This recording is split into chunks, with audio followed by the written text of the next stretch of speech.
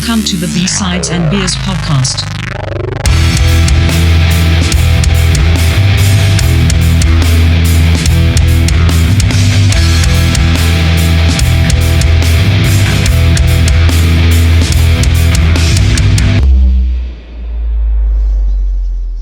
All right, welcome to B-Sides and Beers episode 13. Tonight we are all about the creepiness and I guess spooky everything from Halloween, music, movies, whatever. I guess we'll, I don't know if we want to, well, I guess we'll kick it off on our usual way. What are we drinking tonight? I'm drinking a Dutch Pils, my regular Grolsch. Always a good call. I'm drinking Steamworks flagship IPA. Nice. Yeah, I bought a bunch of that a couple weeks ago. Well, just before maybe about 6 weeks ago or so. It's really good. Yeah, I like the pack. Did you buy it in a pack? I did, Yeah. Yes. And it came with like a couple other ones. Yeah, it was awesome. Yeah, it's good. It's good. And I've never been a huge fan of IPAs, but going through that pack, it kind of turned me towards it. So Yeah, the other one is good too. That did you try the Black Angel one? I had the Black Angel one too. Yeah, which is like a dark IPA, something I don't think I've had very many of before, but it was good too. Yeah, I was quite surprised with it. Yep. You know, Cool. just wait. You know what's out right now, boys? If IPAs have been out for a while, and I think I've had a lot, and you get kind of bored of them or whatever. But this is the season right now for fresh hopped IPAs. So you should take a look. It's because typically the hops are dried, and it gives you, I think, more of a bitter taste, but probably dependent upon the beer. But if you can find any sort of fresh hopped IPA right now is delicious. More so on tap if you can find it, or does it matter? No, I think it's more canned, actually. I could be wrong, but just take a look at any sort of beer store that has kind of crafty stuff. Yeah, and just ask for fresh hopped whatever, and it's delicious. It's only for probably another couple weeks, and they'll be done for the year. Cool. Yeah, just small batches. Yeah. I'll check that out. That's nice. Cool. Mike, what are you drinking? Well, due to setbacks in my concussion, I've had to stay away from alcohol for the past couple weeks. So Ooh. I have gone the route. I know. I've gone the route of my childhood Halloween, I guess, snacks. And I am going with tonight a Pepsi, but it is the throwback Pepsi made with real sugar, the original recipe in the old late 80s, early 90s cans, which were pretty kick-ass. So where did you find that? You were going to say, holy shit. Yeah, oh, wow, look at that. That's like from Back to the Future. I was just thinking the same thing. Yeah, totally. Holy shit. It's one of these limited runs that they put out once every maybe 2 or 3 years. It's so hard to find, and then one day I'll go to whatever superstore and they'll have 2 pallets of it, so I'll just load up a shopping cart, take it home, and stash what I can to make it last. Right? What do you mean real sugar? Yeah, it made with real sugar insteed of the fructose, glucose, corn syrupy, modified cornstarch crap, right? Garbage. Yeah. And I can taste the difference. Yeah, I thought you were going to say stuff makes Crystal Pepsi. What's that? I thought you were going to say Crystal fuck. Pepsi. if I could find it, I would. Yeah. That lasted a week. Yeah. Yeah. Crystal Pepsi. Yep. So it's all about that, and I've got my my coffee crisp. Damn. Full size. To snack on in the vein of Halloween. So you're gonna be crunching on that coffee crisp through the whole podcast. Exactly. Yeah. Don't mind my crunching and the package crackling.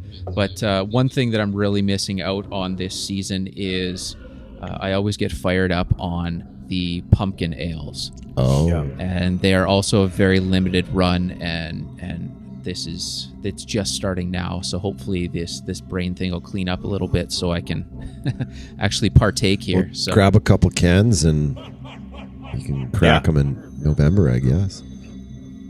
That's about it. Wow. Yeah. So that'll be the path I'll be going on with that, hopefully. So. Right on. Well, Yeah. Well, we'll have an extra one for you. Thank you very much. We're glad to oblige. Yeah. Just don't rub it in too much. So. No, yeah, this beer tastes like shit, so don't worry about it.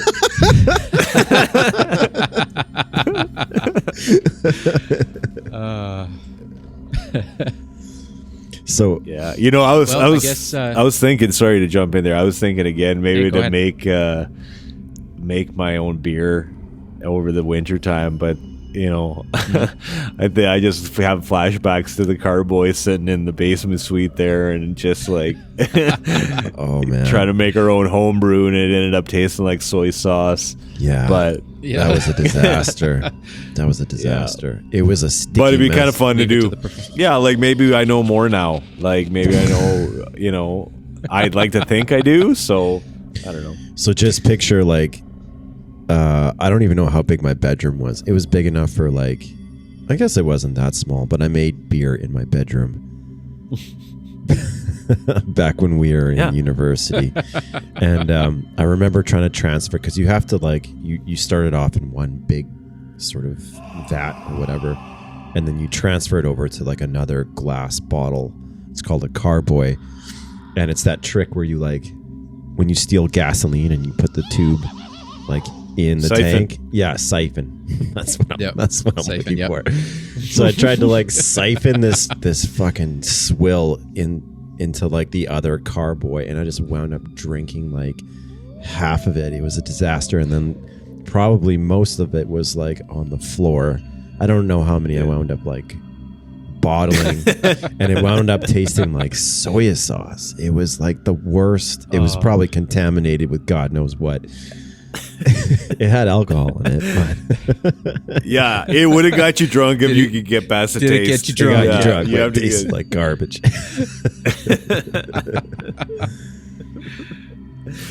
Yeah. Sorry, go ahead. I was just talking about making beer, but I don't know, maybe I'll let you guys know how that goes if I actually do it, but it'd be fun to do, I think. I think you should. It's been a while. Yeah. Yeah. That's awesome. I'm a better cook now than I was back then, so try it out. Go ahead, Mike. Sorry. All right. Well, let's kick it off here with some song selections. What do you want to start with? A couple of yours, Mike, that you picked? Yeah, I'll go with pretty well in no order, but my first one is Misfits Halloween from Legacy of Brutality in 1985.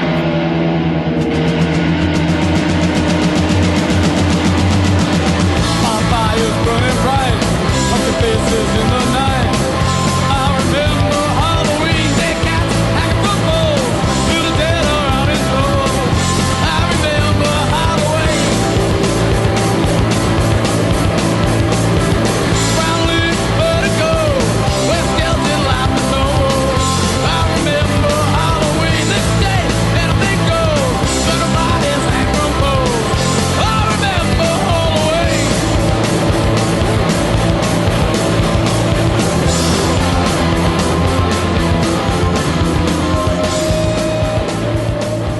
1985. Oh my goodness. I can't believe that's that old. Yep. Wow. I can't believe those guys have been around that long too. Yeah, and for the most part, still kind of sort of going in whatever form they decide to come out as in at the moment. So Yeah, like there's not like original members still. Like who's keeping that thing going? I think they did an original run a year ago. There's like a with reunion, Glenn? which is pretty cool. Yeah. Yeah. Wow. Yeah, so that's pretty awesome that they're still going. So Yeah, that's sweet. Wow. I remember there was like a meme of Glenn Danzig that swept the internet of him like eating cake. there's a lot of Yeah, them. there's one of them was him eating cake with his shirt off.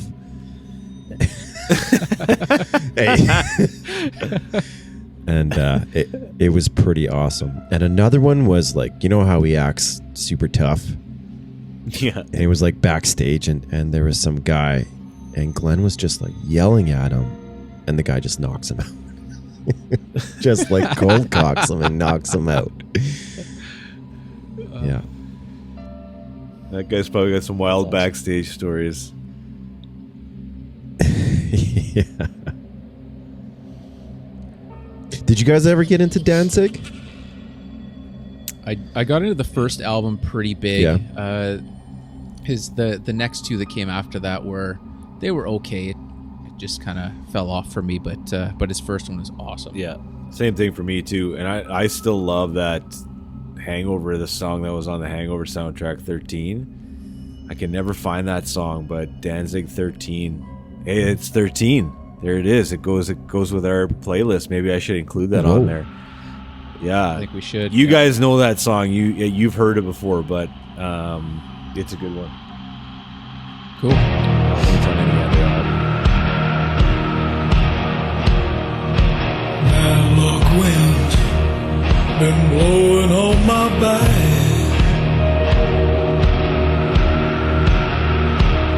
I was born to bring trouble wherever I'm at.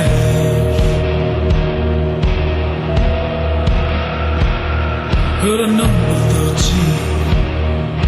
tattooed on my neck. That ink starts to itch, black gon' turn to red. I put together a playlist. It'll be out when this is out, so it'll be on Spotify under B-Sides and Beers Halloween playlist. So. Nice. Sweet.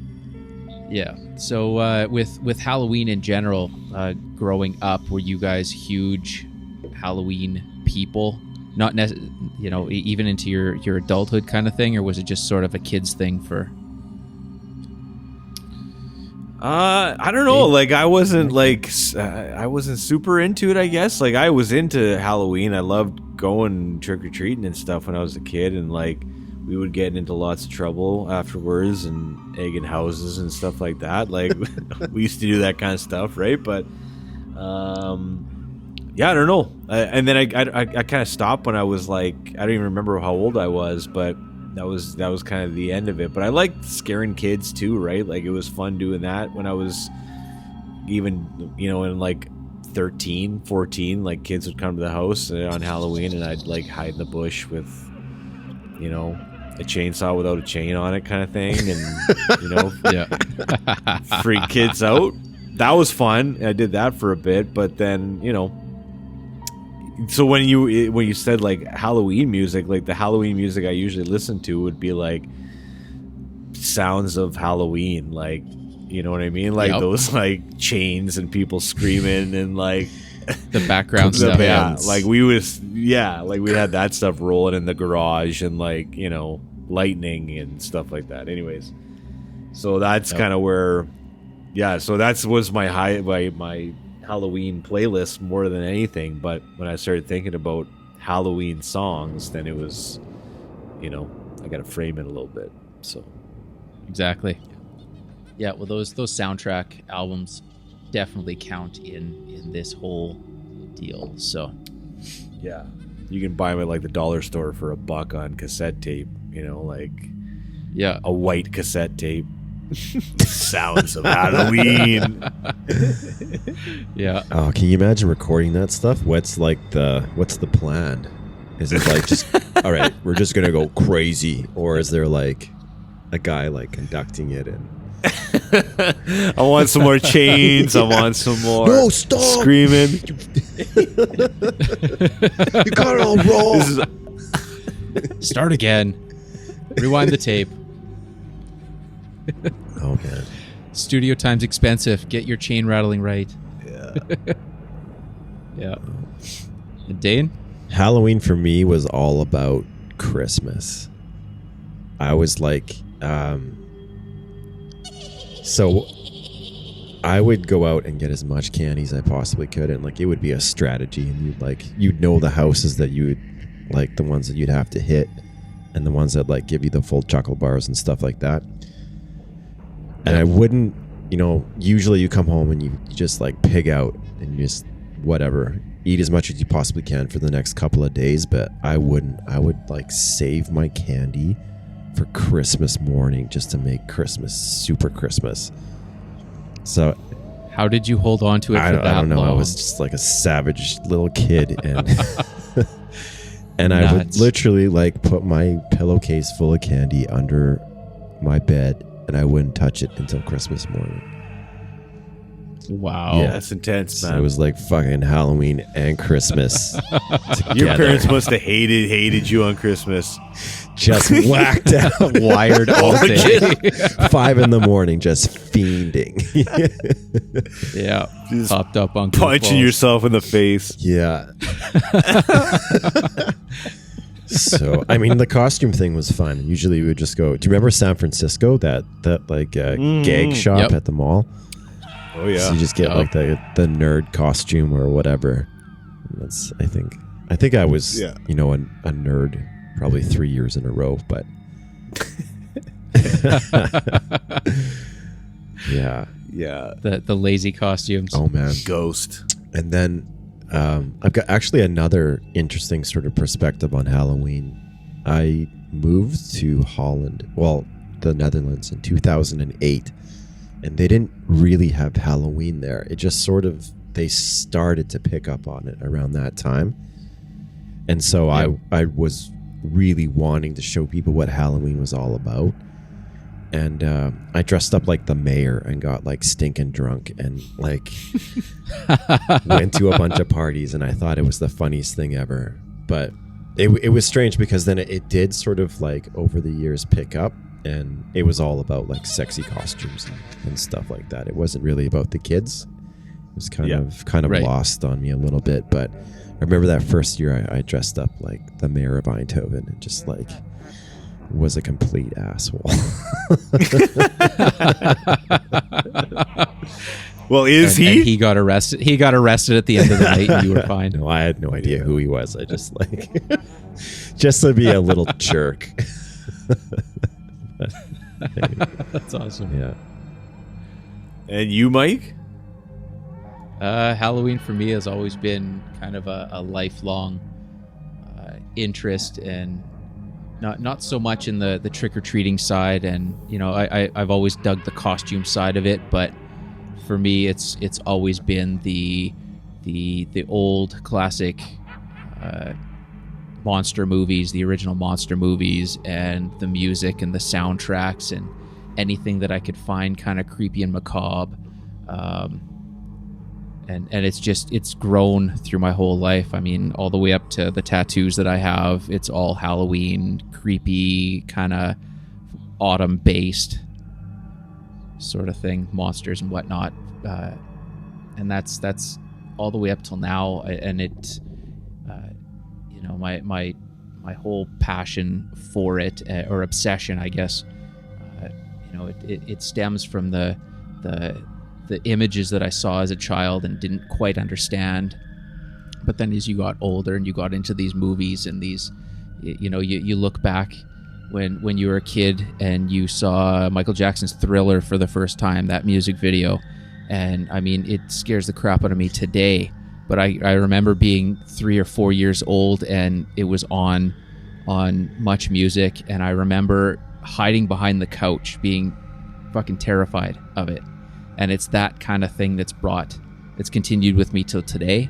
I've watched a lot of the mainstream horror slasher movies, but I've never really got into that as my vein of horror and Halloween kind of a feel. It all goes back to like the old Frankenstein and Dracula and Wolfman, and you look at White Zombie, the 1932 movie, and all the way back to even silly stuff like Abbott and Costello Meet Frankenstein, that kind of thing, right? So it's just the creepy background, eerie kind of thing, instead of the right in your face horror slashy side of things. But in my house it's a big deal for you look at the whole Disney's Haunted Mansion thing and everything that comes from that. I just kind of like that sort of a creepy monster ghost sort of thing. So, just going back to Michael Jackson's Thriller video, the very first time I saw that, man, I'll never forget it. I was I can't tell you where I was, but it was like a Leon's or like a Brick or like something like that, right? But they had it on, like, you remember how they used to like have all the big screens? Yeah, but every screen was showing the wall of TVs. Yeah, the wall of TVs was showing Michael Jackson Thriller. So it was like a big one, a little one, a black and white one. It was just everywhere you looked, it was Thriller, and It still got something in it today that still is scary, right? Like, usually you watch some of those old horror movies and it's lost now, right? But I don't know, that's got, I think, like the makeup that they did back for like Thriller was that good. It feels like back then. Well, right? that video, they spent so much money on it, and it is better special effects than most horror movies of that time. It's brilliant. Yeah, man. Like John Hughes was just king back then, just making everything right. Like, you think about how busy that guy was. And then having Vincent Price in there and wow, doing the voice, like anything Vincent Price vocal to it always and still to this day creeps me out. Do you guys remember, speaking of Vincent Price, this is like a good connection, and it was creepy and weird, and do you remember the Hilarious House of Frankenstein? House of Frankenstein, yeah, man. Yep, that's actually on my list here to bring up. That's another one that I've been obsessed with forever, and that always comes back to that feeling of Halloween. Ghosts and ghouls with greenish skin. So close your eyes and you will find that you've arrived in Frightenstein. Perhaps the Count will find a way to make his monster work today. For if he solves this monster mania, he can return to Transylvania. So welcome where the sun won't shine, to the castle of Count Frightenstein.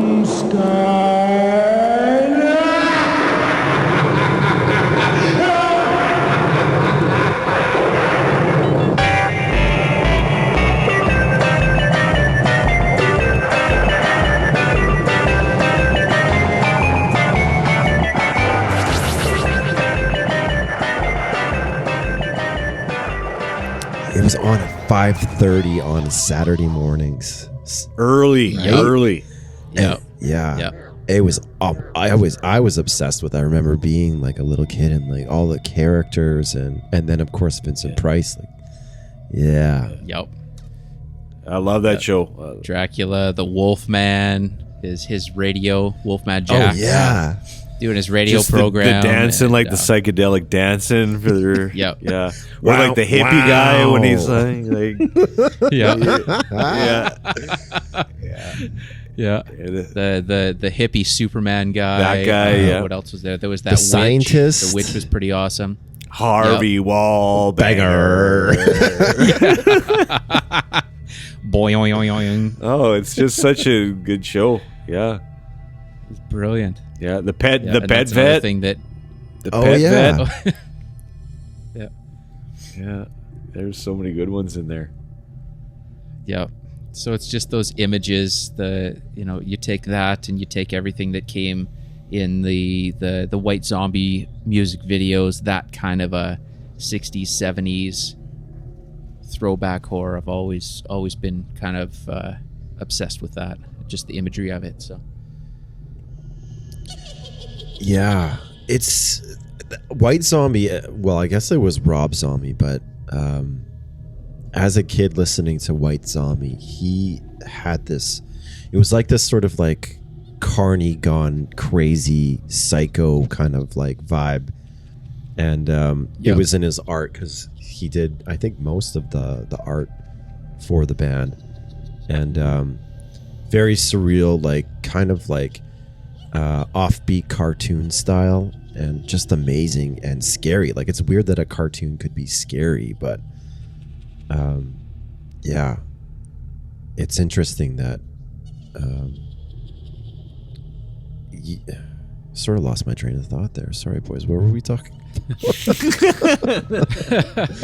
Well, he gets a lot of it from like the old 70s B movies. And the more obscure stuff, right? Yeah, exactly.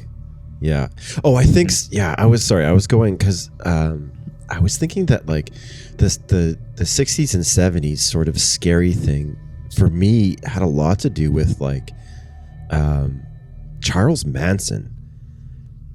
Oh, and huge. like what was going on with that type of stuff, and like cults and people just being whacked out of their minds on drugs and doing scary stuff. So I think there's a lot of that. Right, getting yeah, lost. there's a lot of that in Rob Zombie's sort of like visual style as well. Mm-hmm. Yeah. Right. And a lot of that too, going back to my very early youth with my folks, or with my dad and his obsession with metal and his, you know, the path he was at. And some of my earliest memories are of Black Sabbath, the intro song with the rain and the church bell and the thunder and the big evil chords, and the, you know, that was burned into my skull at like 1, 2, 3 kind of thing, right? So Wow. Yeah. That's where you get it from. That's where you get it from. That's where it came from. That. Yep. Yeah. The love of Halloween came from Ozzy Osbourne.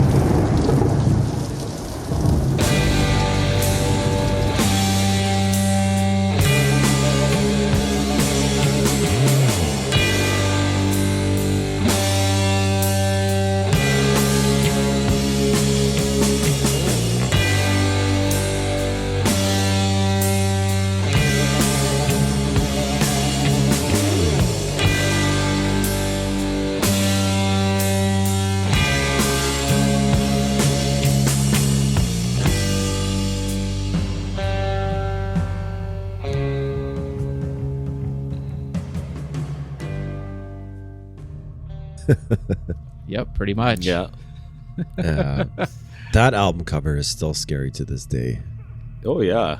Oh, it's brilliant. It's so simple, but so effective. Yeah. Yeah.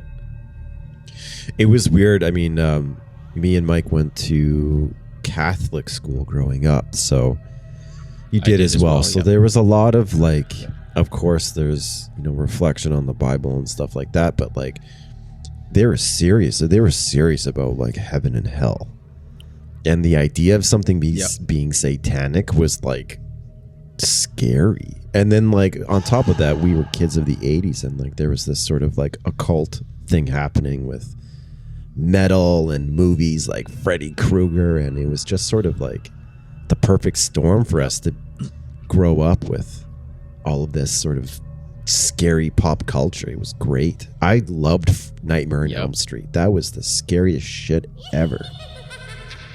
Yep. Oh my god. It was. The whole series. Yeah. I can honestly say though, I have not watched a Nightmare on Elm Street since I was probably like maybe 13.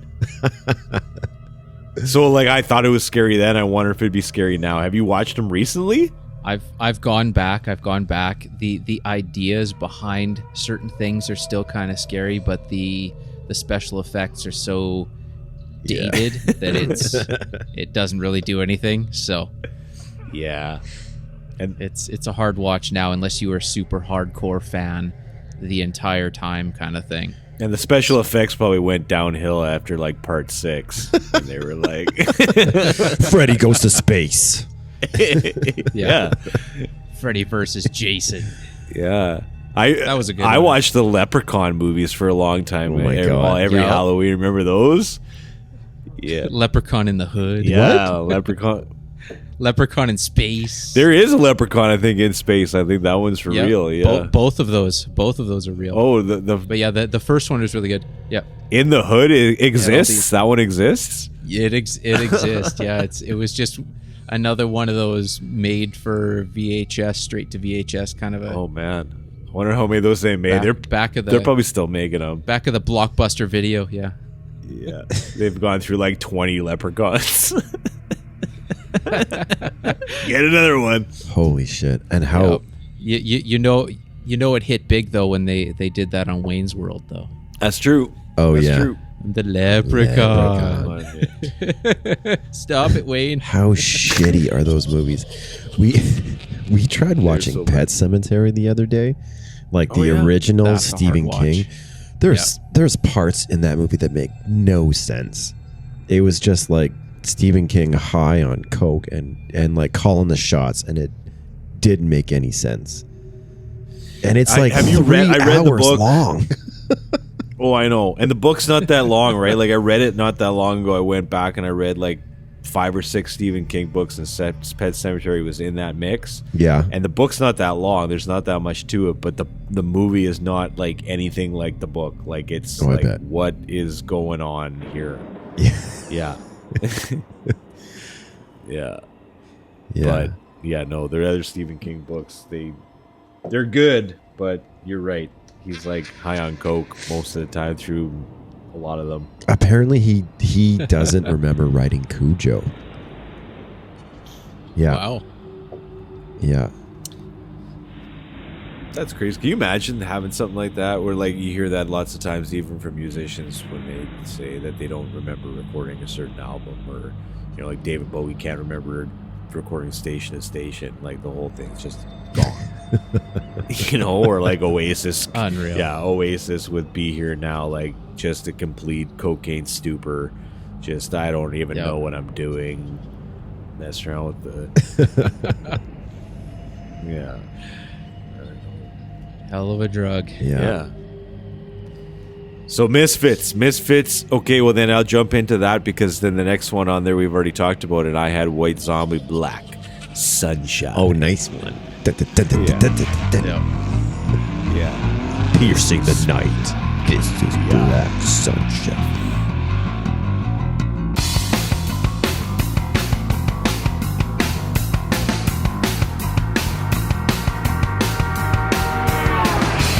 Gripping the wheel, his knuckles run white with desire. The wheels of his Mustang exploding on the highway like a slug from a 45. True death. 400 horsepower of maximum performance, piercing the night. This is Black Sunshine.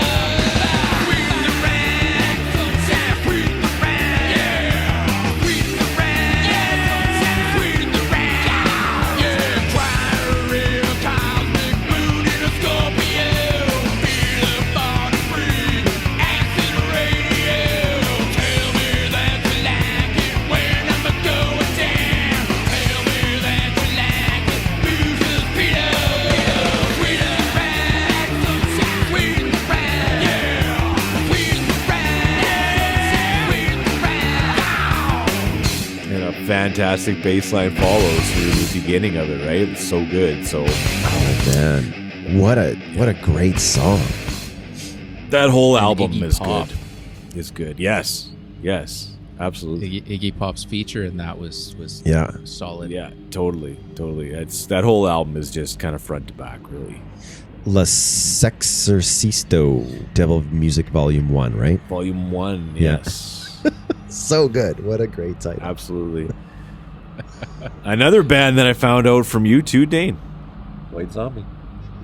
Oh yeah, fuck. They were. I remember. They were just like they were satanic, right? It was the thing. Like me and you went to Catholic school, and that band was bad. Yeah, bad. Bad. The artwork was bad. The lyrics were bad. Yeah. The videos were bad. And that's what made it so good. Exactly. I remember we would listen to the double kick and just be like, holy shit. Oh yeah, so good, so good. The whole thing is good. And you know what? The Astro Creep 2000 is pretty good too. It's not as good, but I still like it. I remember when Astro Creep, that was 1997, I think. Astro Creep 2000 came out, and my parents had some friends over, and they were like, "Hey Dana, what kind of music do you listen to?" And I was like, "Okay." And I put Astro Creep 2000 on, and I cranked it, and I was like, "You have to listen to this music loud," and they're like, "Okay." And it's like the beginning of that album is like a train, and like there's all these creepy effects, and then it just like, and yeah, I remember feeling so like proud of myself, and like. And the people were like, "What is this trash?" Yeah. Yeah. Oh yeah, White Zombie was good. I mean, there's a great Joe Rogan with Rob Zombie, actually. Mm-hmm. I caught part of that. I haven't sat through the whole thing, but I've caught the little clip things they put out. Yeah. Very cool. Yeah, he's a very calculated dude. He's very, very smart, and very. It was a whole image that he put together. It wasn't just like a band, right? It was, I had a tough time getting into the Rob Zombie stuff, though. yeah. I didn't dig it. I don't know. I would much rather listen to White Zombie, but maybe it was just a little bit there's too radio friendly songs on there. It felt like he got kind of big there. He had a few hits, like Dragula, and he had another hit off the Living Dead Girl. Damn it. Everything off of that album was solid, I thought. The follow-ups were hit or miss, but that one was definitely bang on for me. Like, those are two pretty big songs. Bigger than anything White Zombie probably had, I would think, right? Well, it was more consumable, I guess, so. Yeah. Like, Dragula versus More Human Than Human is probably way more hits on that, way more streams. I think, and this is just my humble opinion, but you had like sort of the Marilyn Manson side of things, which was pushing the edge a little bit more. But I think Marilyn Manson and Rob Zombie were kind of riding the coattails of Nine Inch Nails, because Nine Inch Nails did this, like, and even like you could go back before Nine Inch Nails, but Nine Inch Nails I think broke through with industrial, right? Like you had your Skinny Puppy and Ministry and whoever else, and then Nine Inch Nails kind of like with I Want to Fuck You Like an Animal, you heard that in clubs everywhere, and they sort of like broke the mainstream. And then I remember a lot of Rob Zombie reminded me of like the kind of Nine Inch Nails-ish industrial kind of music. It was definitely a departure from White Zombie, which was kind of thrash. I don't know what you would call it, but well, White Zombie was more of it was all groove based with the biggest thing. I mean, when you think of White Zombie, it was bass and drums, and then the other parts were just sprinkled on, kind of deal. And with Manson, yes, he came in on the quote unquote coattails of Nine Inch Nails and Trent Reznor, but that was more of their stuff was more of the darker, seeing how far they can push to creep people out and make people want to, it was more of the spectacle, I guess, the spectacle, anti-spectacle kind of a thing. So it's funny how that guy got big, playing on people's fears. Yeah, and it's funny that guy got big, because I'm sure there's other people that were doing it too at the time, right? But it just feels like that guy got kind of sprung into the mainstream in the 90s, and he was just the face of that. It felt like. I don't think anyone did it like that. Maybe it was definitely unique, 100% unique for those majority of his albums, probably his first 5 albums. There was nothing like it. Yeah, he was definitely an innovator. There was like a video that came out in like 1990. And they're using all these fucking computers. It's crazy. It's just like they're all on a computer except for Marilyn Manson is in the video playing a guitar. Yeah, that's on. Yeah. I Gave Up.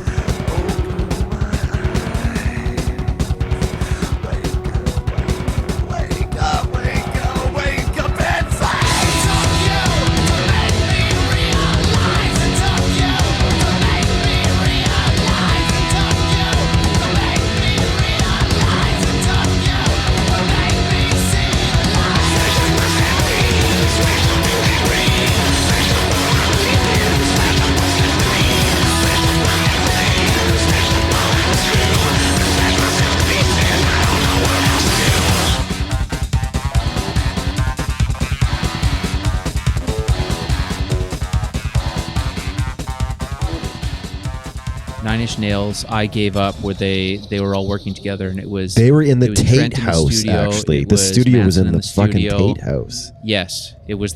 Yeah, it's a crazy I didn't video. know that. Yep. Well, I knew that they recorded there, but I didn't know that's what that was. That's cool. Yeah, so that's the same deal in the video, and they also had the guy from Filter was the other guy on guitar. Yeah. This is for what album is this? This is Pretty Hate Machine, or no? This is one of the. It was Burn before Downward Spiral. Sorry, what the hell was it called? No, it's one of the EPs. Sorry, my concussion is making me not think. Yeah, dude, come on. Need more beer? No, I need my brain to work. Come on, give it a peer pressure. Yeah. Anyway, it was one of the. It was a red cover. What the hell was it called? We're all on our fucking phones right now.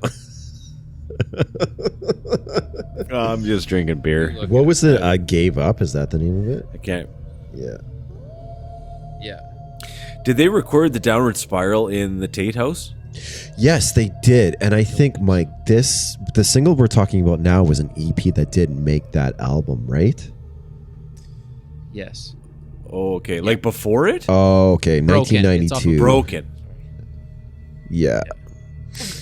And they're all on computers. It's crazy. It's 1992, and they're just like loaded in the 9-inch floppies, and like they show like all of this crazy stuff, and it's.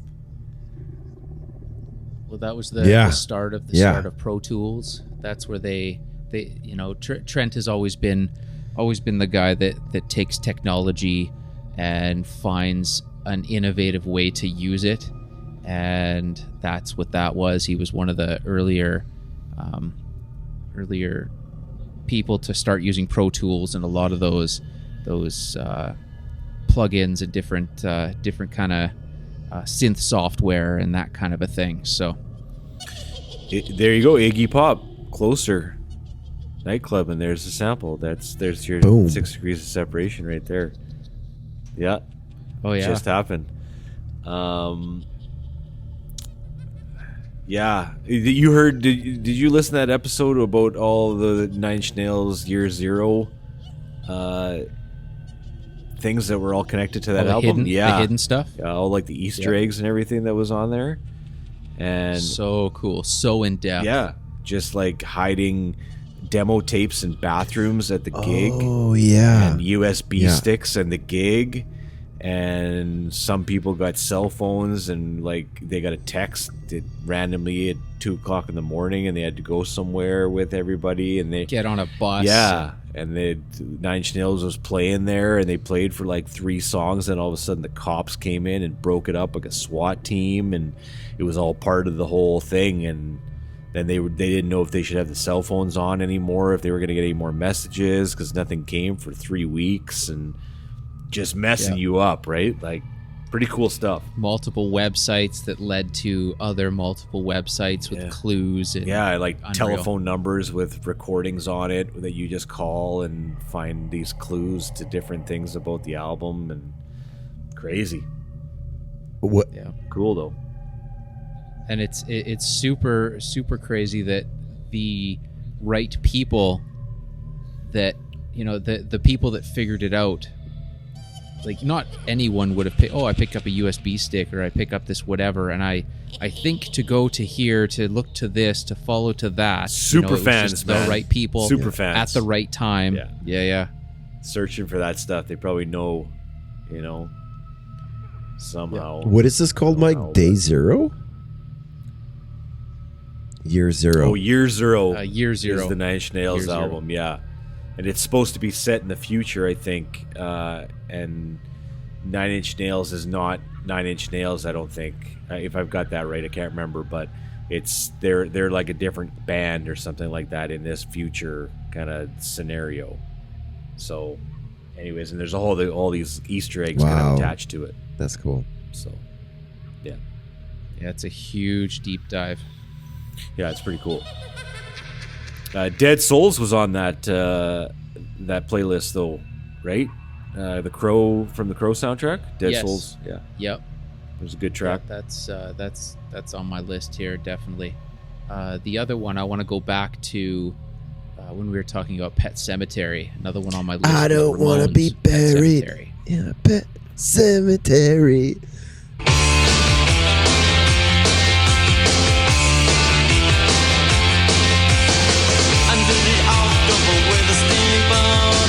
Ancient goblins and wallows come at the grand light making a sound. The smell of death is all around. And at night when the cold wind blows, no one cares, nobody knows. I don't wanna be buried in a pet cemetery. I don't want to live my life again.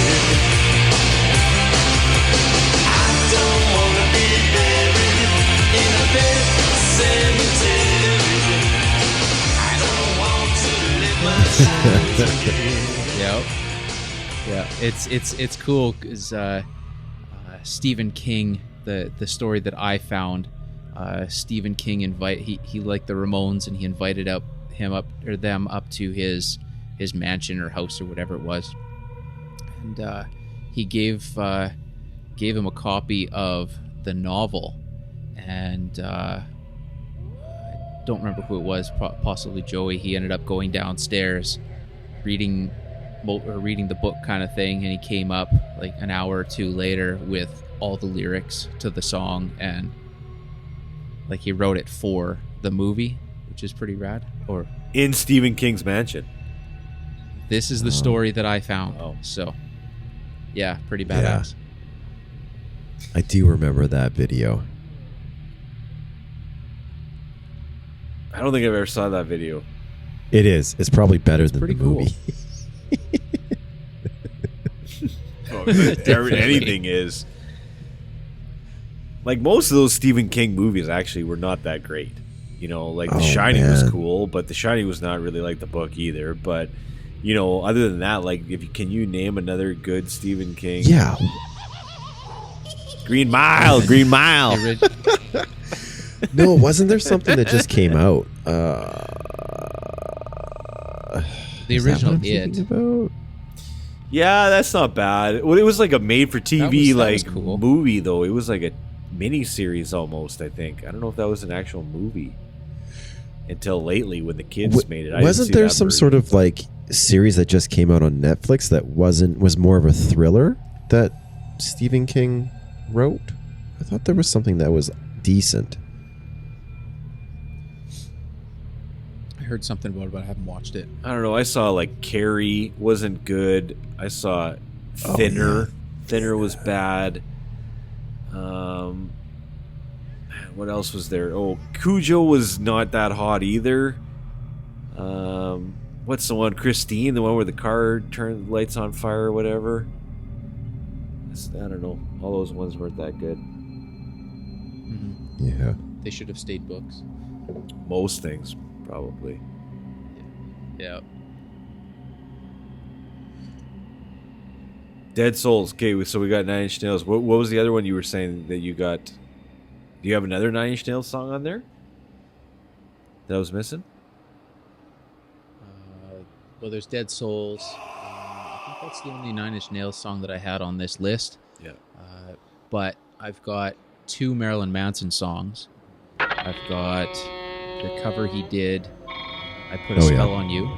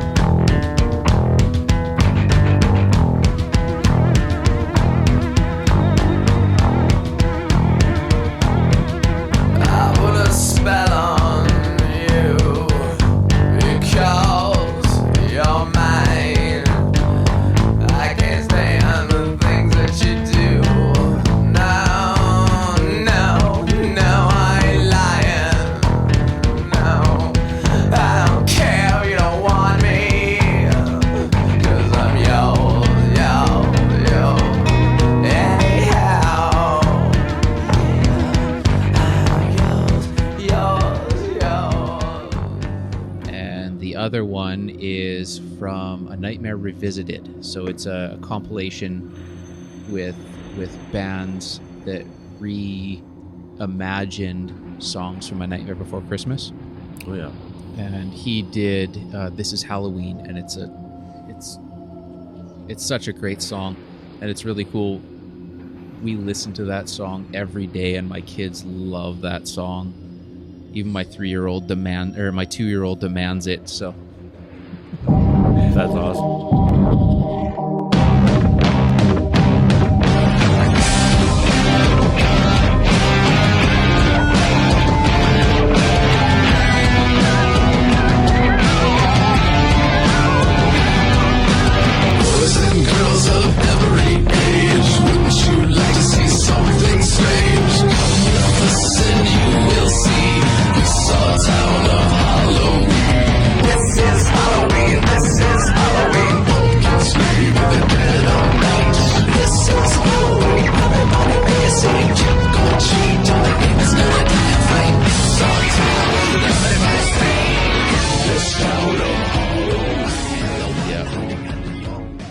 My girls are getting into the Beatles right now. They just they can't stop with it. They love diving into it. And they want to know like all the stories about the Beatles, all the things that I know. They want to know why the Beatles. I was in the car the other day and one of the kids asked me, "How did the Beatles break up? Or why did the Beatles break up?" Whoa! I was like, "How much time you got?" Yep. We're gonna have to save that one till a little bit later when you can understand things a little more. But they're just looking at the albums, just sitting in the chair looking at the albums today, just checking them all out. Fun. It's kind of cool. That's awesome. Yeah. My boys, they're 2 and 4, and they both love the Misfits. They both love Rammstein. They both love what else? It's in heavy rotation for us. This Nightmare Revisited album with the Marilyn Manson one. It always goes to, and there's a Korn song on there that they always ask for, and then the rest of the time it's the soundtrack for Disney's Haunted Mansion. That's heavy rotation in our car all the time. Repeat. Do you play that stuff on Spotify? We have the CDs and Spotify stuff, so it's if I can't get my Spotify linked into the car or whatever, we can throw in the CDs and whatever. Does it mess with your algorithm when you listen to that kind of stuff? No, that's all on my algorithm anyway. Oh, okay. All right. Dark, horror, heavy. Okay, fair enough. That's the algorithm that I want. That's what I want them to see. Fair enough. So. It's when you throw the Veggie Tales and the Barney in there, I guess. That's when it throws it off. Yeah, we don't get any of that stuff in our house. None of it.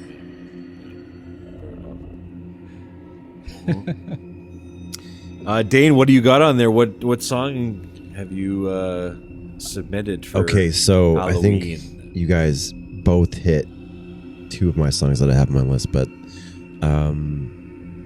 Author and Punisher, Terror Bird.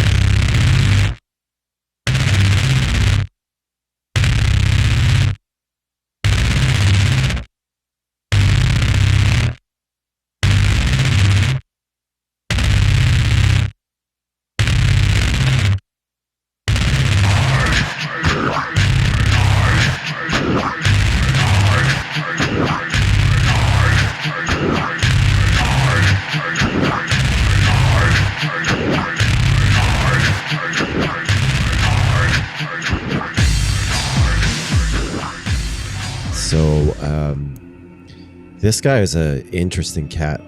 I was in my apartment in Eindhoven, and you don't normally hear like rock music or metal over there. It's usually just like techno stuff.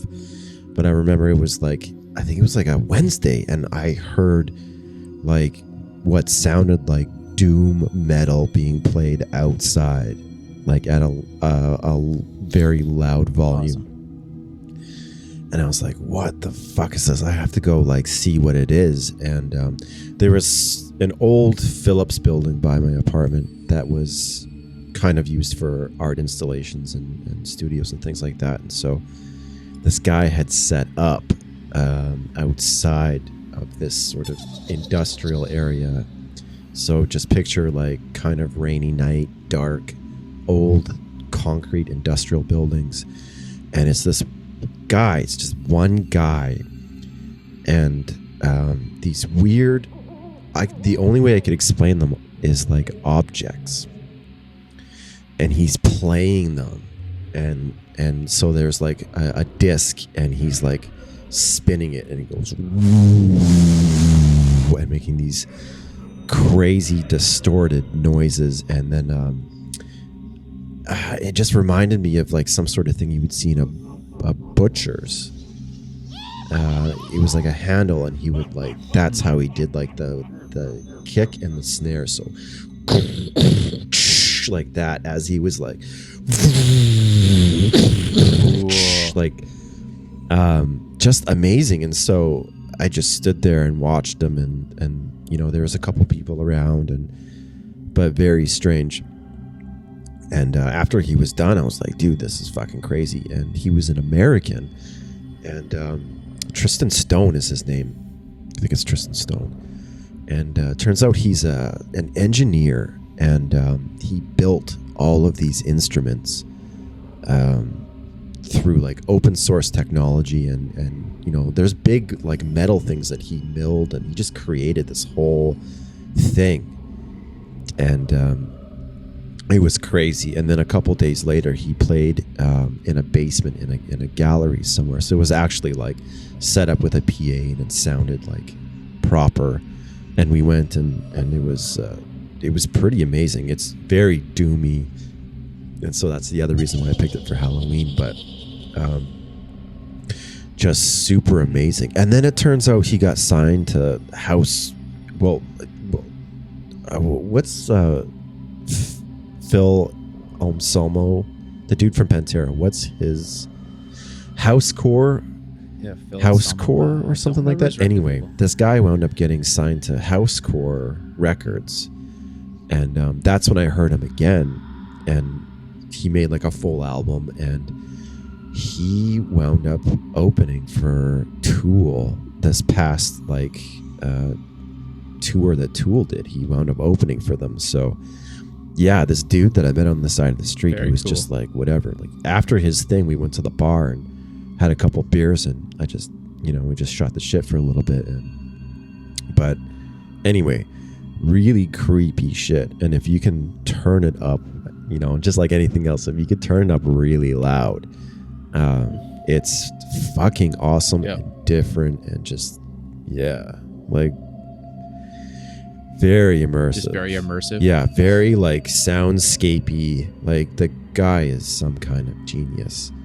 But yeah, you wouldn't. He just looks like a normal dude on the street. You wouldn't know that he like, and he would strap in this thing across his face and just like scream into it and make like the craziest noises along with like his machine.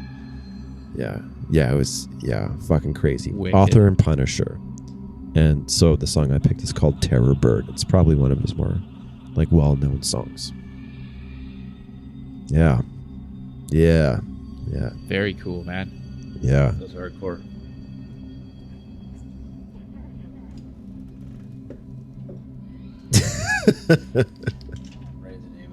I'm writing the name of that song. It's not like something you'll listen to in the car, but yeah, that's cool.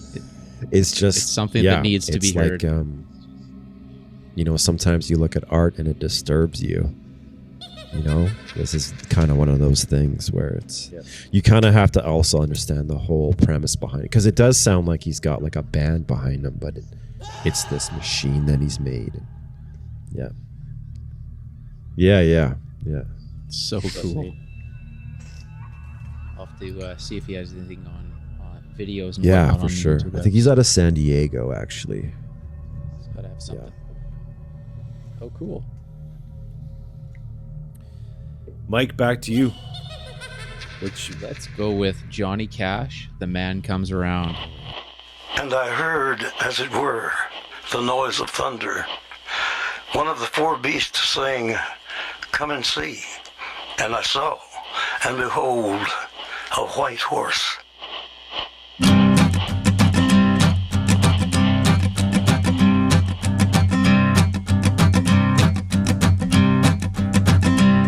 There's a man going round taking names, and he decides who to free and who to blame.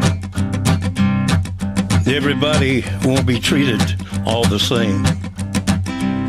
There'll be a golden ladder reaching down when the man comes around. The hairs on your arm will stand up at the terror in each sip and in each sup. Will you partake of that last offered cup, or disappear into the potter's ground when the man comes around? Now, the reason why this song sticks out is from Night of the Living Dead, the remake in, what was it, 2004? It was in that period, it was all about zombie movies for me, and when that song came on in the I think it was the intro of it, and it was just it's grabbed me ever since. So I can't think of this song or listen to this song without thinking zombie apocalypse. Yeah. You know, I was just thinking, as you talked about that, I was thinking about that ZZ Top song from Dusk Till Dawn. Remember that ZZ Top song? What is that song? Yeah. That soundtrack had a couple good ones off of there too that could probably be added to that Halloween playlist. But definitely. What's that ZZ Top song? You know the one I'm talking about, though. I do. She's Just Killing Me. Okay. That's the name of it.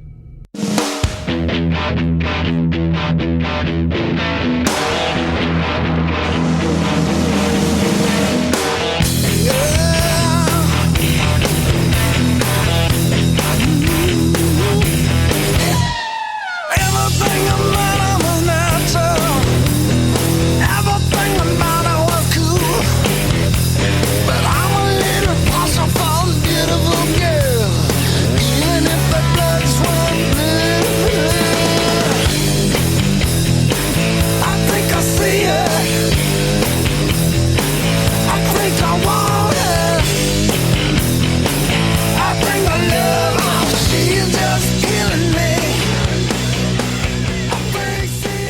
just watched the "Give Me All Your Lovin'" music video the other day. It was on. It's just classic, man. Like, they would never get away with any of that stuff today. Like, it's just nothing but women, in scantily clad women, and them just dancing like the whole time. That's the whole video, you know, like. Yeah, ZZ Top would be canceled. Oh, they'd be Me Too'd out the back door, man. They'd be. See ya. Yeah. You can't be here anymore, old men. Yeah. Yeah. Exactly. But. Yeah. That Johnny Cash song. It was "Dawn of the Dead." Dawn of the Dead, not Land of the Living Dead. That's the one. That's the one. Yeah. Awesome. Yeah. So good. Yeah, I just watched a whole thing on like all of like the Johnny Cash prison concerts. There's kind of like a documentary almost on like how it all kind of came together. So yeah, it was just kind of cool seeing all, you know, how he set all these up. How he made the decision to play at Folsom Prison and to like get in there, and you know, it's pretty cool when you think about it. Like a guy like that playing in a prison for guys like that. Could you ever do something like that today? Right. Again, probably not. Right. Like, you know, I think in Metallica playing San Quentin, maybe that's the last time that maybe happened on. Well, they recorded St. Anger there in San Quentin. I mean, it looked like a wild scene. I don't know if it was. I heard it was real. I'm assuming it was real.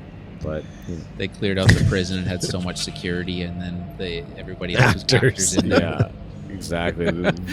They looked tough. They looked like they should have belonged to San Quentin, but someone's going to take Kirk Hammett away and drag him into a staircase somewhere. I got your hands are soft and supple like a woman. So what? Hey man, rest in peace, Jesus Eddie Van Halen. Christ. No, rest in peace, man. I was standing in the living room and I I was just checking Twitter or something like that, and I went, and Kira, my fiance, was just like, what's going on? And I'm like, Eddie Van Halen died.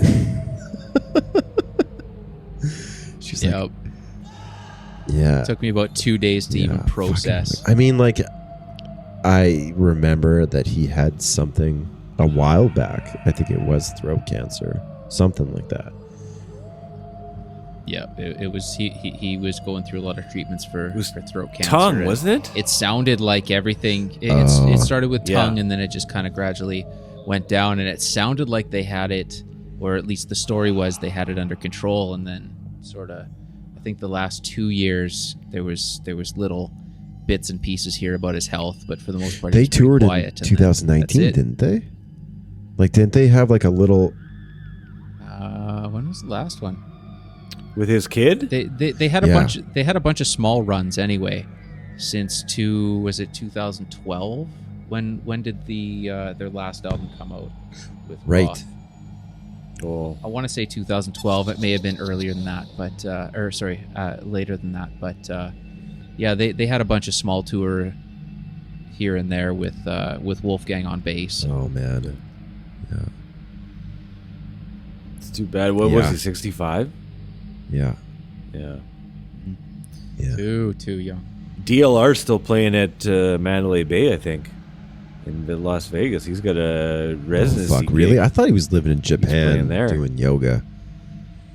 Oh no, he's singing California. Can't they all be California girls? Yeah, just a gigolo. Man, that's the thing about gigolo. Vegas. Fuck, you go there and you're like, holy shit, the Backstreet Boys are playing. Like, it's crazy. Yeah, it's washed up city though. It's like anybody who is anybody is now playing Vegas. So I got a residency. Like, great, David Lee Roth, your residency. God damn, do you think he sells those shows though? Do you honestly think if? Oh, really? Probably, but like, I don't know, a Tuesday night in the middle of winter, like how hot is that ticket? Well, he's not playing tiny casinos. No, he's not. If you get a residency there's got to be an audience. Otherwise, why would they sign him up for a residency, right? I guess the house always wins. Man, I'd go see him. I'd go see him if he was playing. If I was in Vegas and in Mandalay Bay, I'd probably go see him. It'd have to be the right price. No I'd have shit. to get You'd have to get tickets. some guy who like actually give you a deal. Like, okay, yeah. Here you go. I don't know, but yeah, just so I could say I saw him. I don't know. Yeah. But Running with the Devil is on my list too. So there you go. There's another segue. Yes, Running with the Devil.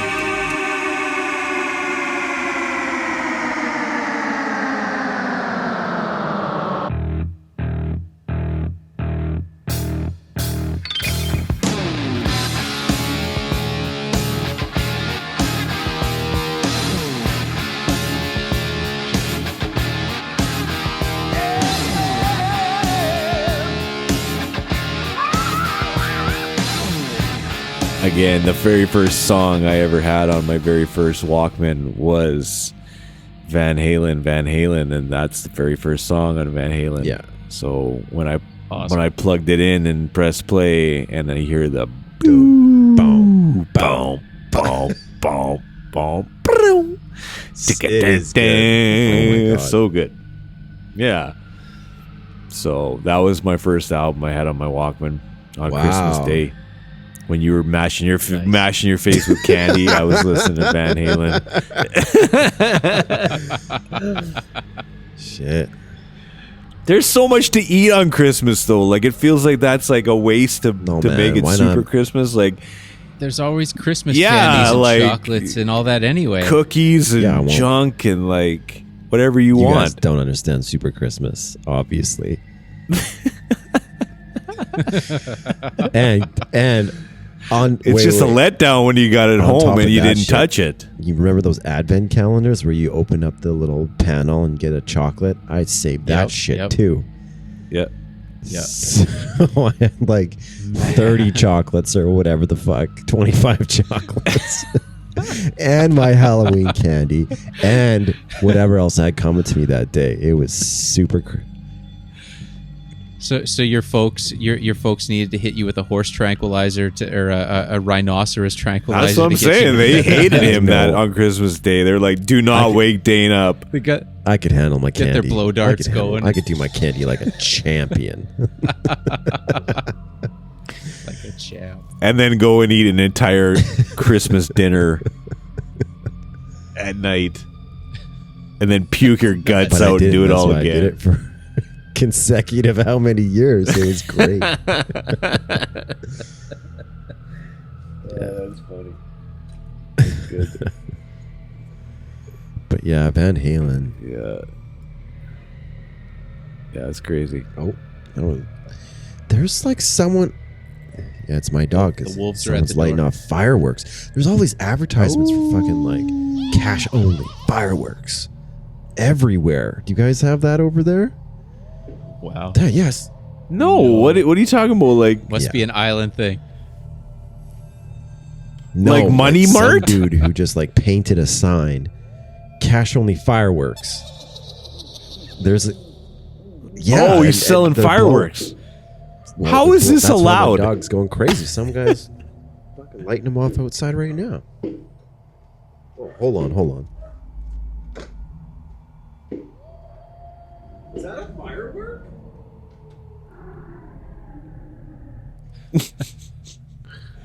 Let's press pause. Let's press pause on this.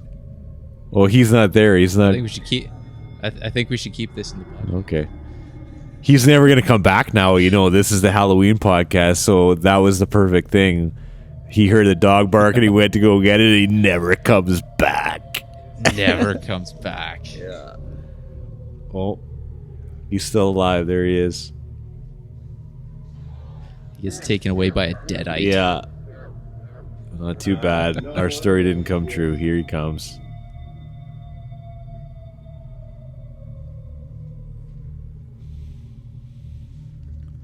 Sorry, I didn't know if it was a gun. It was some kid lighting a fire, like firecrackers off just outside here. Stupid kids. Well, you live in like Get off my you lawn. live in like Mexico City. Just kids outside setting up fireworks. Yeah.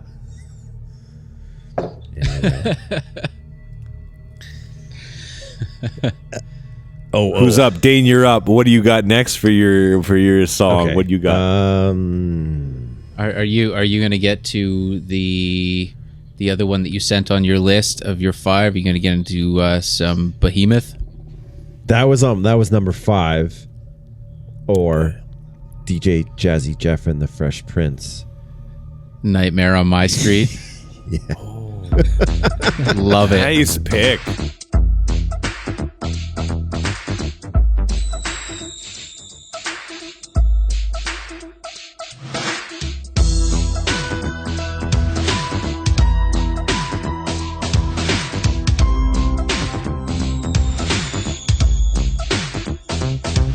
Now I have a story that I'd like to tell about this guy. You all know me as me scared as hell. He comes to me at night after I crawl into bed. He's burnt up like a weenie and his name is Fred. He wears the same hat and sweater every single day.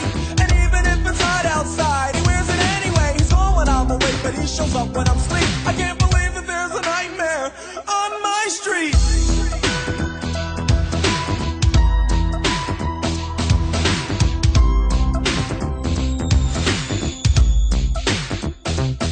It was a Saturday evening, if I remember it right, and we had just gotten back off tour last night. So the gang and I thought that it would be groovy if we summoned up the posse and dumb rush the movies. I got Angie, Jeff got Tina, Reddy Rock got some girl I've never seen in my life. That was alright because the lady was chill. Then we dipped to the theater set to ill. We saw Elm Street and man, it was death. And everything seemed alright when we left. But when I got home and laid down to sleep, that began the nightmare, but on my street.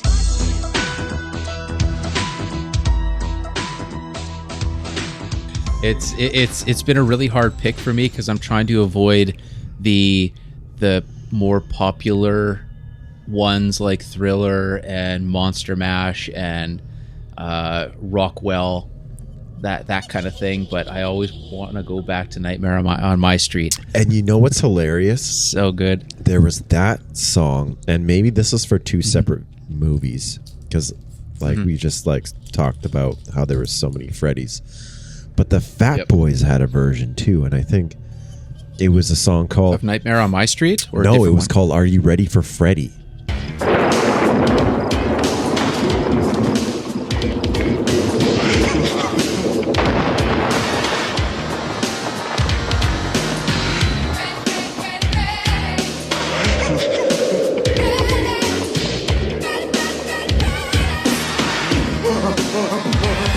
Fred Krueger's the name, and you know my game. Elm Street's the place, if you got the time. Listen to this, you'll bust the rhyme. Fred Krueger the myth, or Fred Krueger the man. It doesn't matter cause I'm still rapping about him, understand? So sit back, check, I'm gonna bust the rhyme. Grab a hold of your face, it's Krueger time. It's time for Freddy. See, I'm a popular guy. If you don't know yet, you're gonna find out why. Man, from place with Elm Street late one night, I looking like I go town, no one in sight. With a hat like a vagabond, staring like a flasher. Mr. Big Time, Fred Krueger, Team Crusher. Trying to find a girl to fit his fancy. Not once, not twice, but 3 times dancing. All the people sleeping, snoozing and dreaming. While Krueger's on the corner of Elm Street scheming.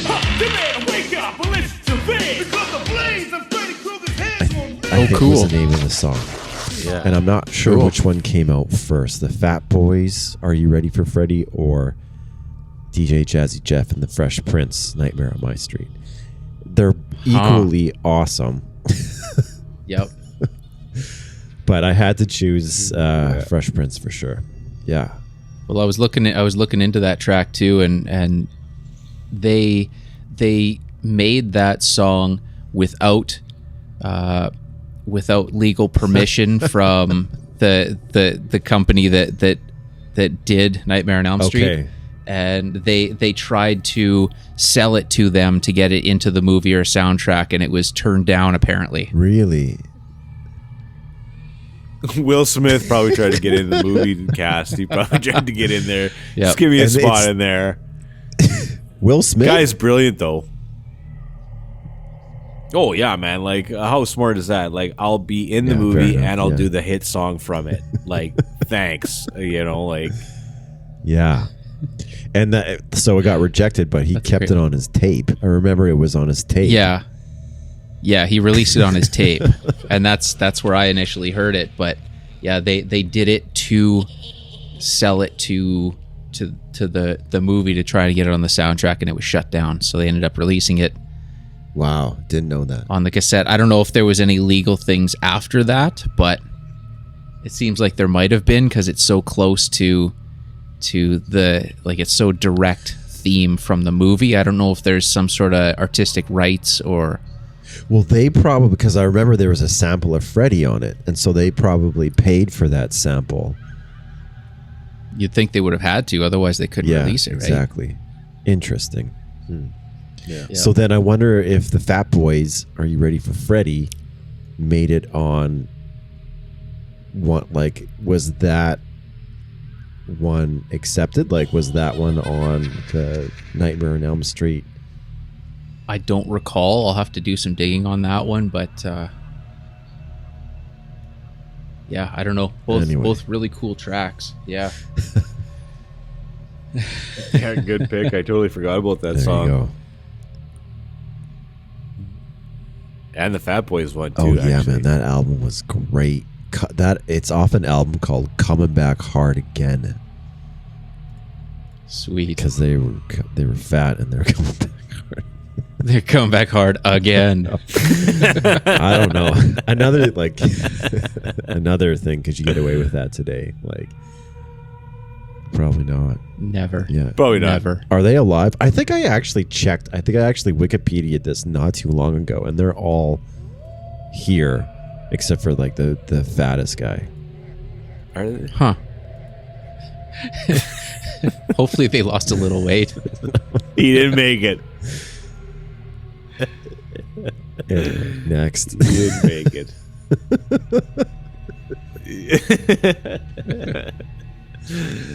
Yeah. Well, I got a couple here that I'm gonna throw at you back to back, and one of the last one will be my final pick of this. The first one will probably be "Feed My Frankenstein" by Alice Cooper. Oh, Okay, man, I got a confession on that song. I know what It's you're only gonna until say. recently. Okay? yeah. You got the lyrics wrong. Are you okay? Yes. Oh, yes, man. I was okay. I was sitting there in bed watching because I got the like old like music video channel. So I just throw that on, and they were showing that song from Wayne's World, the video from Wayne's World, right? So I'm like, loving it, and what's going on, and all of a sudden the thing comes on the bottom, "Feed My Frankenstein," and I'm like, what is this song called? Like, I always thought it was "Be My Frankenstein." So then I see "Feed My," and it just blew my mind. I had no idea. After all these years, after watching it in Wayne's World, after hearing it a billion times, I did not know. And it was almost the same time I found out about Casey Jones. Oh yeah. Grateful Dead. Driving that train, I thought it was out of cocaine. High on cocaine. And I found out high on cocaine. I'm like, that completely changes everything. It totally different. Yeah. Like, high on cocaine. Okay. So anyways, yeah. No, that's sorry, I had to awesome. jump in there because I got that lyric wrong, man. And the whole song. The whole But song isn't title that weird when, completely like, wrong this whole time. The lyric that you thought was the right one is better than the actual one? Yeah, because then I saw "Feed Mine." I'm like, that's not as cool as "Be Mine." Get a hold of Alice Cooper and get him to redo it. Oh man. Yeah, This is wrong. You did it wrong. This is how it should have went. Oh, he probably knows it. Yeah. Yeah. It's like, damn it, I can't go back. Jeez. So good. Great track, but I got it wrong all these years. Like since 1992, got it wrong. Well, you had some time to redeem yourself, so now you're back on the right or wrong path, whatever. Like literally probably in the last 6 months is when that event happened, when I'm sitting in bed watching that video. With the captions on. Yeah. Oh yeah, well it just comes on like, you know, and then Alice Cooper, Feed My Frankenstein, Island Records, and then what? That's awesome. Hilarious. Sorry, Mike, what was your second pick there? Feed My Frankenstein? The next one is going to be Psycho Man by Black Sabbath.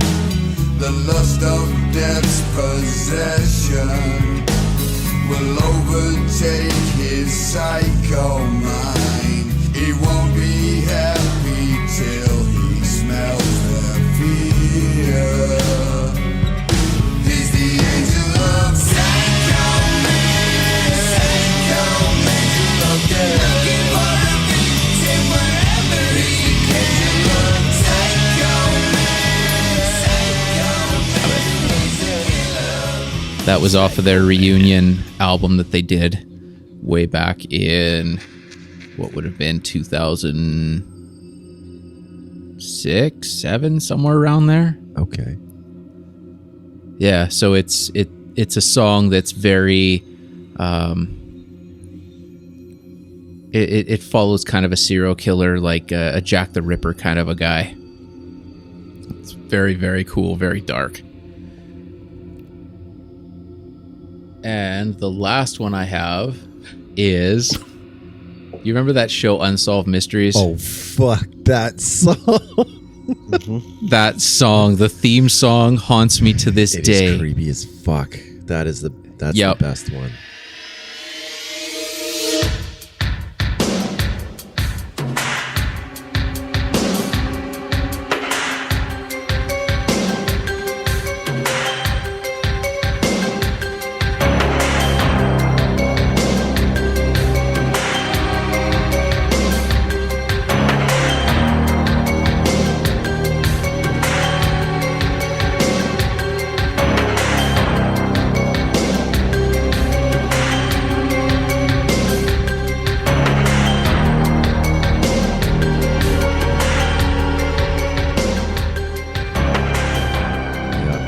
That is probably the most terrifying song that I've ever heard in my life, and it's so simple and so basic. Yep. It terrifies me to today. You know what I think of though? Every time, man, it is a terrifying song, but you know what takes it away? As soon as I think of Unsolved Mysteries, I think of baseball.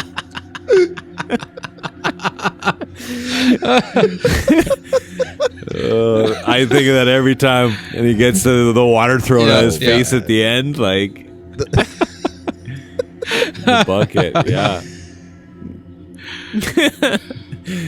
Yeah, it takes it away. It takes away. Damn it! Now I gotta pick another song here because you just killed my thunder. Did you know they remade Unsolved Mysteries? There's like a new 2020 version. Did they? Yeah. Why would they do that? The original was so good. I don't know. Is that guy dead? I don't know. But you can catch the old episodes on Prime. And they're. I just found them the other day. The best is when they're like, update. We had someone call in and they had a whole hotline and everything. It was great. Someone calls in and fucking busts the guy. Case solved. Awesome. 222 tips.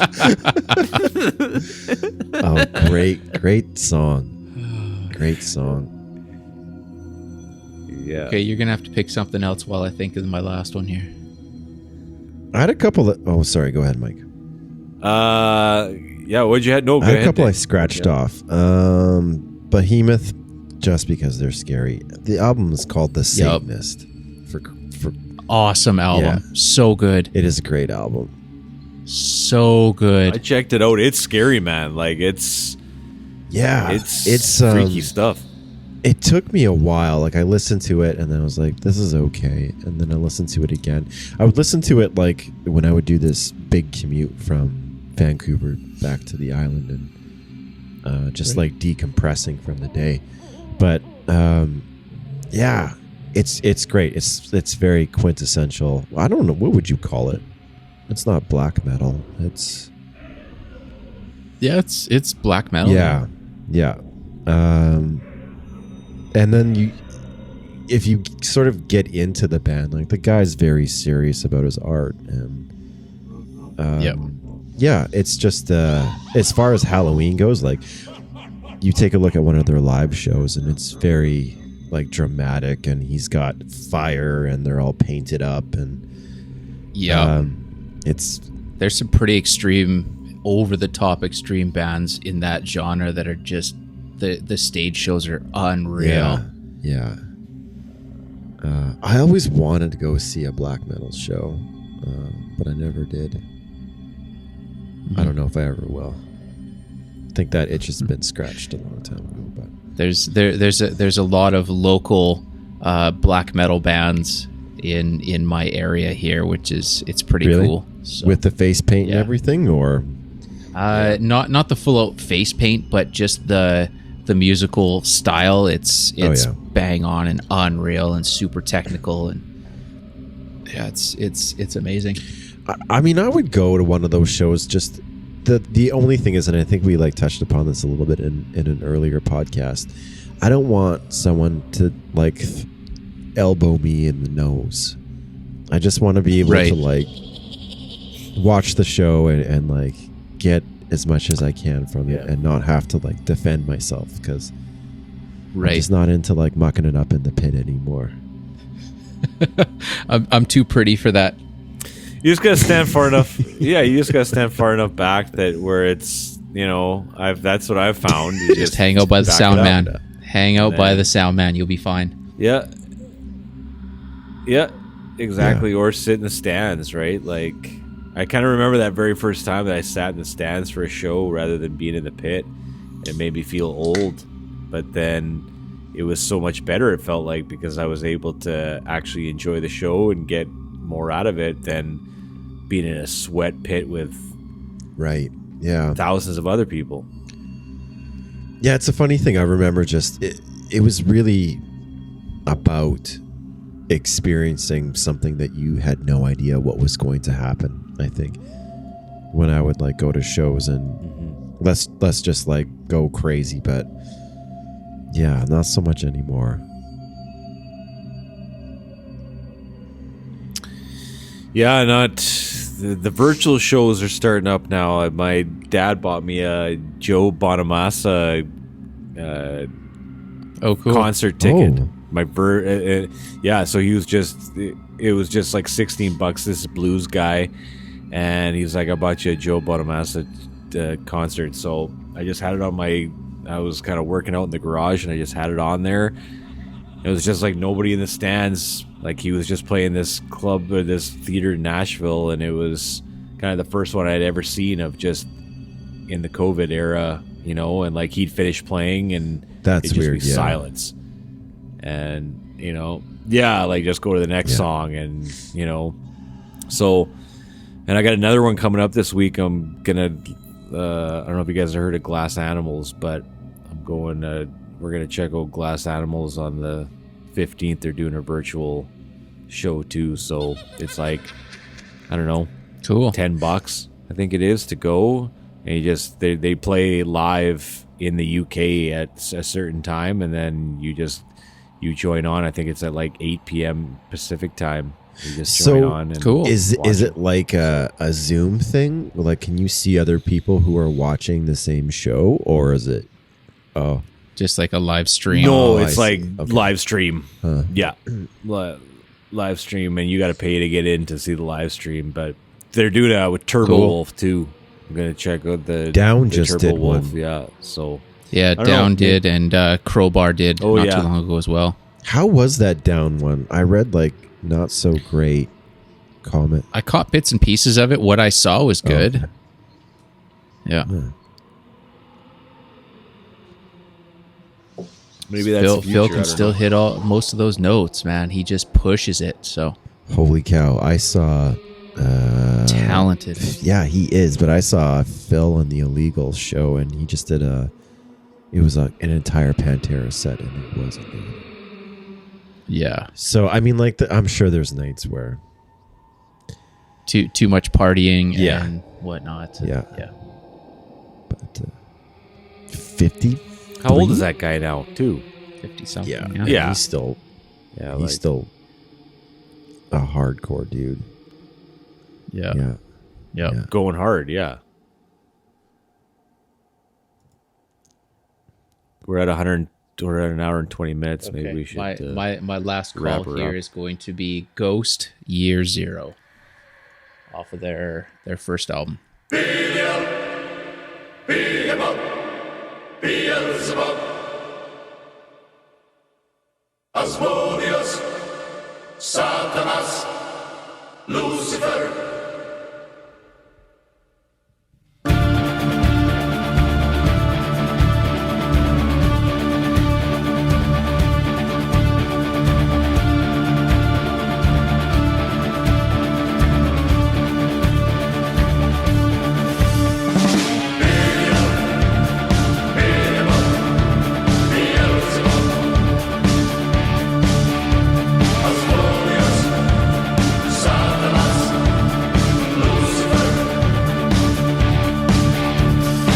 Since dawn of time, the fate of man is that of lice, equal as parasites and moving without ice.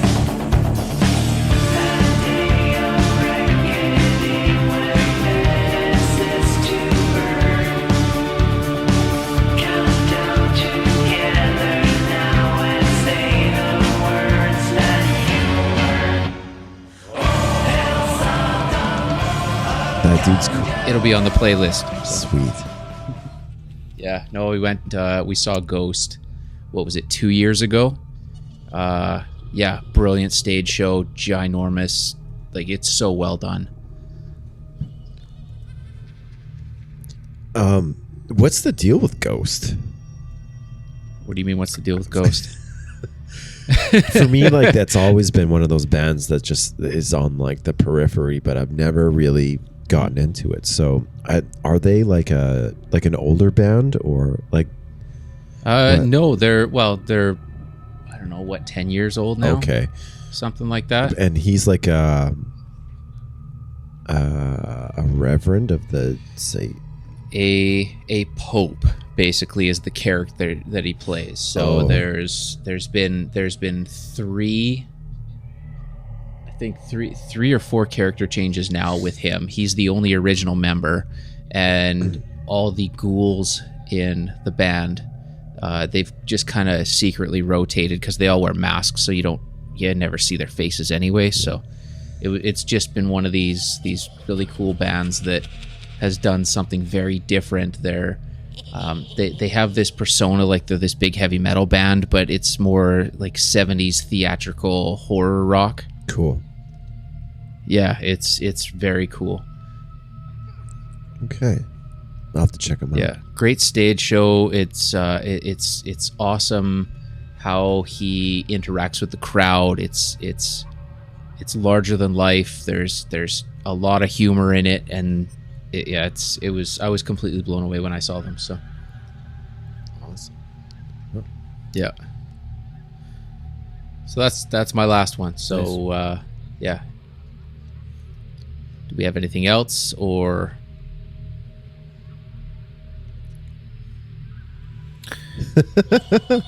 That's good for me, man. Yeah, that's awesome. Okay. That's awesome. That's good. What do we talk for, like an hour and 22 minutes on it? How do we want to end this? Happy Halloween, all you gals and ghouls. Save your candy till Christmas. Man. That's what I'm saying. Super Christmas. Super Christmas. Make your parents hate you. For the record, my parents don't hate me. Just on that day, though. On that day, they do. Oh, fuck, it's candy day. Yeah. Okay, I think that's a wrap.